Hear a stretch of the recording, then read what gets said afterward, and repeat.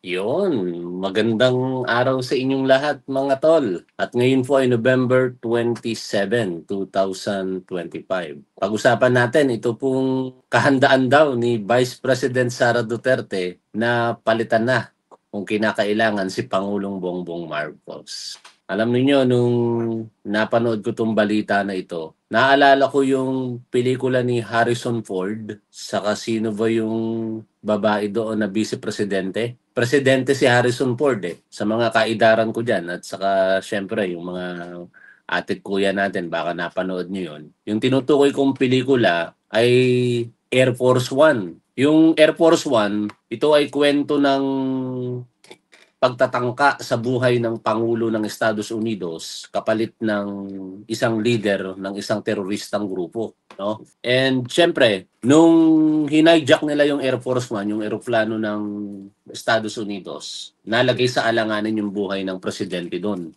In short, mga tol, nagkaroon ng kasunduan na ang majority ng mga miyembro ng national security at kabinete sa Estados Unidos. Ito, pelikula lang to kinukwento ko kinukumpara kasi natin And meron na silang manifesto of support para doon sa vice presidente na i-take over yung presidency. Kasi nga, wala nang kasiguruhan Dahil doon sa pelikula, hindi na matiyak kung buhay pa yung presidente o patay na. Kaya ang ginawa nila, nagmanifesto sila ng suporta para i-take over ng vice presidente yung presidency, pero hindi pinirmahan ng babaeng vice presidente doon sa pelikula.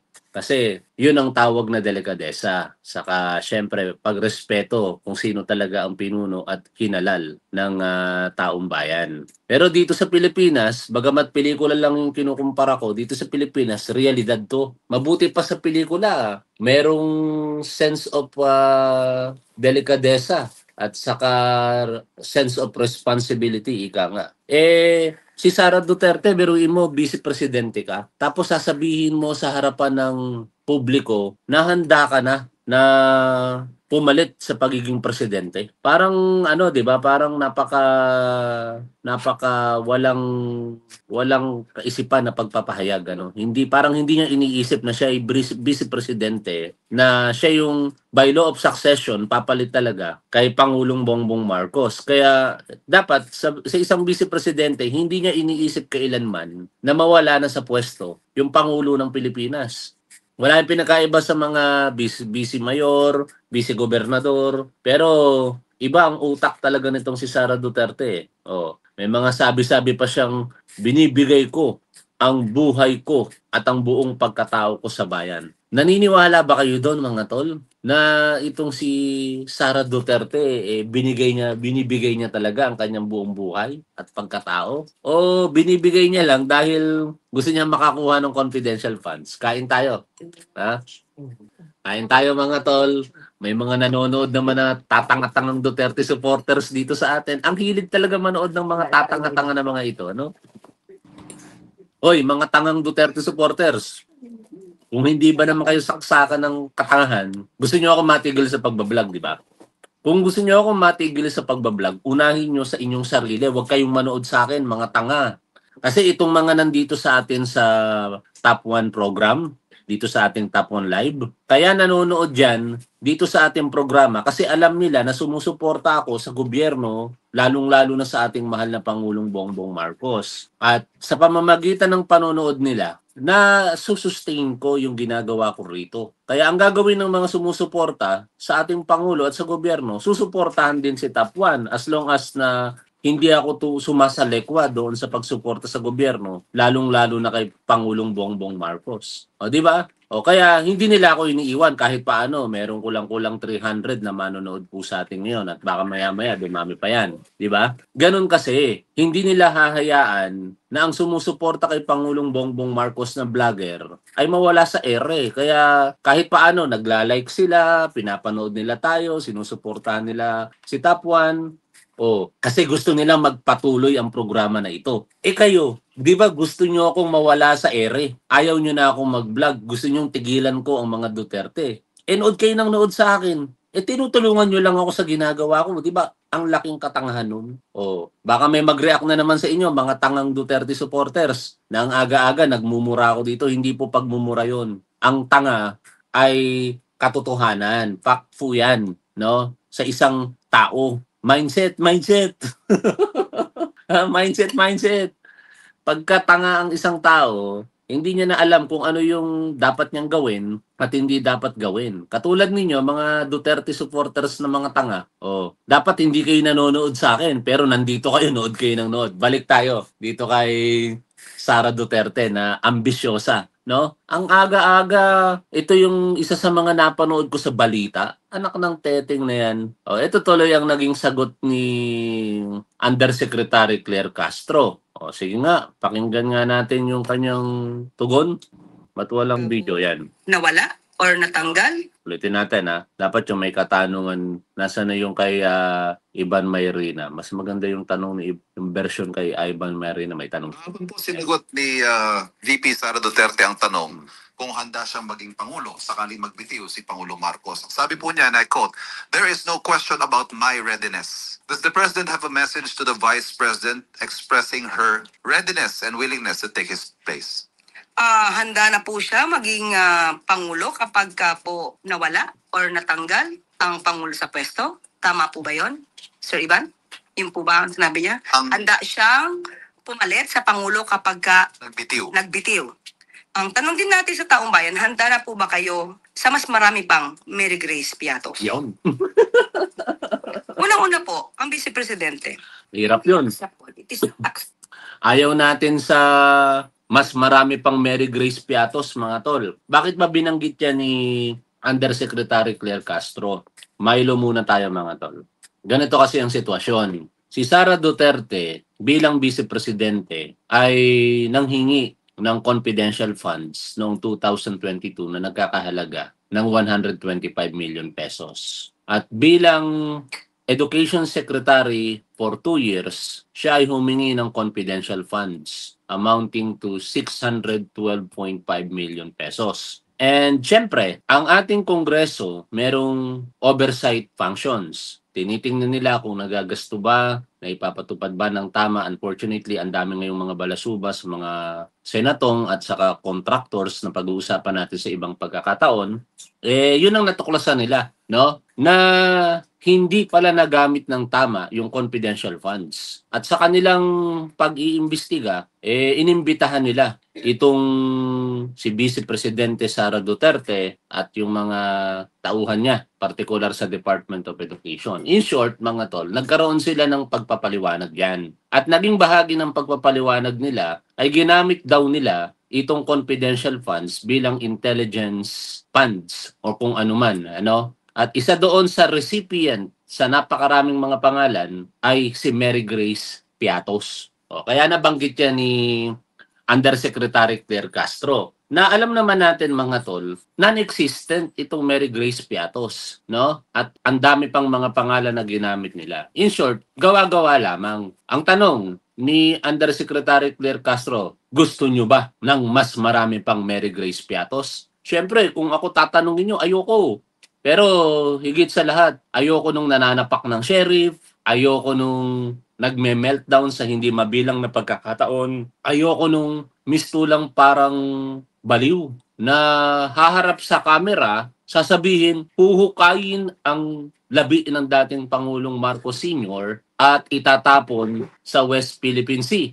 Ayoko nung mistulang parang mamamatay tao o yung mga napapanood natin sa mga horror movies o yung mga crime stories na haharap sa camera at i-imaginein na gustong pugutan ng ulo at gilitan ang ating Pangulong Bongbong Marcos. Ayoko sa lahat din na merong possible na maging presidente na kung nasasabi niyang magbanta na ipapatay ang kasalukuyang Pangulo ng Pilipinas, ang asawa nito at ang dating speaker, how much more tayong mga Pilipino? Di ba? Kung yun nga, nagagawa niyang sabihin sa nakaupong Pangulo ng Pilipinas, sa asawa nito at sa dating speaker, tayo pa kaya na mga ordinaryong Pilipino? At napakarami pang iba na mga dahilan kung bakit ayaw natin magkaroon ng presidente na isang pusit ayon kay dating kongresista Franz Castro. O, ituloy po natin ang pakikinig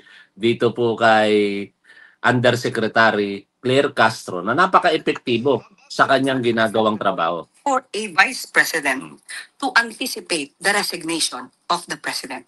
Presidente na pinagsisigawan nilang bumaba. Ang aga na pipiko ng mga tatanga-tangang Duterte supporters, tanga kasi kayo. Political destabilization. Yan, di ba?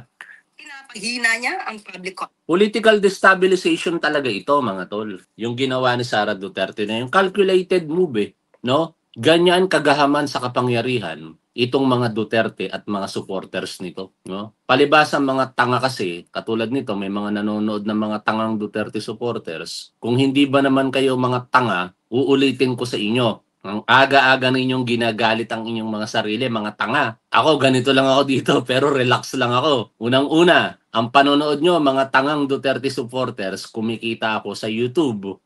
Tapos pag nire-upload ko pa ito sa Facebook, kikita pa ako. Pag pinost ko pa ito sa pamamagitan ng pang-aasar na mga teksto sa Facebook, kikita pa ako. O, di ba? Kung hindi ba naman kayo mga tanga, ang hirap nyo talagang gisingin sa katangahan ninyo, mga Duterte supporters Pero ganun pa man, wala tayong magagawa. Sabi nga, pagka tanga, tanga talaga. At kapag ka nakipag-usap ka sa tanga, dalawa na kayong tanga. Kaya bakit ko babasahin ang mga komento ninyo, mga tanga? No? May pasabi-sabi pa kayong basahin ko mga komento nyo, ang tatanga nyo. Pagka binasa ko komento ninyo, mga tangang Duterte supporters, wala na akong pinagkaiba sa inyo. O ngayon, destabilization talaga. Parte talaga. Sabagay, hindi naman makakailam mga tol. Na itong mga supporter ni Sara Duterte, even siya, sinasabi niya lamang na hindi niya alam, wala siyang pakialam sa mga aksyon ng kanyang supporters. Pero kunyari lang yun. Atat na maging presidente na yung pusit na yan, ayon kay Franz Castro.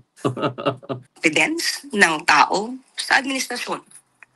And those words contribute to the climate of uncertainty and crisis. Kung handa siya, makikita po natin, nag-anticipate siya na Diba? Ako, pakain-kain lang ng spaghetti, painom-inom lang ng Milo, tapos masayang nakikipag-usap sa mga manonood natin na mga matatalino. Pero yung mga tatanga-tangang Duterte supporters, hayaan ko lang mag-comment yan. Mag-comment pa kayo, magtawag pa kayo, paramihin nyo pa yung manonood ni Top 1. Mas maganda yan. Di ba mga tol? Di ba? Ang tatanga talaga nitong mga Duterte supporters na ito Para hindi ko kayo tawaging tanga mga Duterte supporters, huwag kayong manood dito. Ganun lang kasimple yun. Anong teteng na yan? Sarap po, spaghetti Pauna pa lang to. Mamaya, marami pa tayong mga live stream. Mas mapipikon kayo, mga Duterte supporters na mga tanga. Huwag nyo nang tawaging DD-seats ang mga yan. Direktahin na natin. Mga Duterte supporters, mga tanga kayo. Teting na to. Sinimulan nyo ako sa mga katarantaduhan ninyo Hindi. Ituloy ko lang yung pang-aasar sa inyo. Ngayon, sino ngayon napipikon? Sino ngayon ang napipikon, mga tanga? Di kayo. Ang aga-aga nyo hina-high blood sarili ninyo. Imbis na hindi kayo na-high blood sa umagang ito, nanonood kayo sa akin high blood kayo. O pinagtatawanan kayo ng mga matatalinong manonood ni Top 1. Di ba? Mga tanga? Ang sarap kumain. Ang sarap kumain pagka ganito na nakakapang-asar pa ako. Tama. Walang gamot sa katangahan, di ba? Walang gamot sa katangahan. Kasi kung tanga ka, mananatili kang tanga. Ganun lang kasimple yun. Paliwanag natin bakit tanga itong mga Duterte supporters. Ganito yan no? Harap-harapan na kayong tinatanga ng mga Duterte, suporta pa kayo ng suporta, di ba? Sabi ninyo, bangag si Pangulong Bongbong Marcos. Ano patunay ninyo? Salita ng walang hiya niyang kapatid. Di ba? May mga magkapatid na nagpapatayan di ba? Kung nagagawa ng kapatid yon sa kanyang kapatid, pagkakatiwalaan nyo ba yung ganong tao? Walang ebidensya nga naipakita si Amy Marcos kung hindi salita niya lamang. Pero ano ang matibay na ebidensya? Turuan ko kayo. Sabi sa Rules on Evidence, sa Rule 129, evidence is a means sanctioned by the rules of court on ascertaining in a judicial proceeding the truth respecting a matter of fact. Pero dahil mga tanga kayong mga Duterte supporters, hindi nyo mauunawaan yon. Pasimplahin natin. Ang ebidensya ay mga bagay o sirkumstansya na ginagamit sa isang paglilitis para malaman ang katotohanan. O, yun, madali na siguro yun. Maunawaan nyo na, di ba? O, kasi baka hindi lang kayo tanga, baka bobo pa kayo, mga Duterte supporters. Kaya pinapaliwanag ko sa inyo. Ngayon, nagalit si Rosalina Green, nag-send tuloy ng super sticker. Salamat po natuwa siguro. Rosalina Green, maraming salamat po sa inyong super sticker. Maiinggit lalo itong mga tatanga-tangang Duterte supporters na ito, no? Biruin nyo sila, comment ng comment. Tapos, ang napapalalang nila, magalit. Pinagmumura ako, nagagalit na. Di ba, di ko naman sila minumura. Sinasabi ko lang naman yung sitwasyon. Sabi nga, description ng isang manunood. Di ba? Dinidescribe ko lang kung anong mindset meron itong mga Duterte supporters. Balik tayo doon sa sinasabi ko.